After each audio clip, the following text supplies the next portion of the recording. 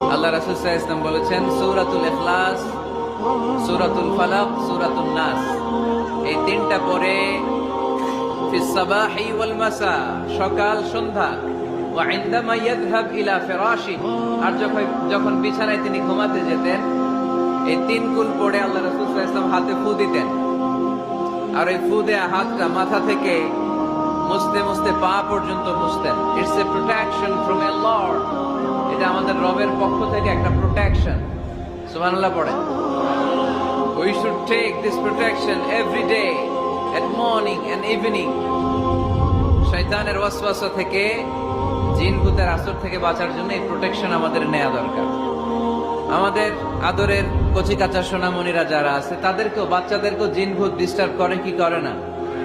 করে। আমরা তাদেরকেও এগুলো শিখাই দিব। এগুলোকে বলে আর রুকিয়া আল ইসলামিয়া, ইসলামী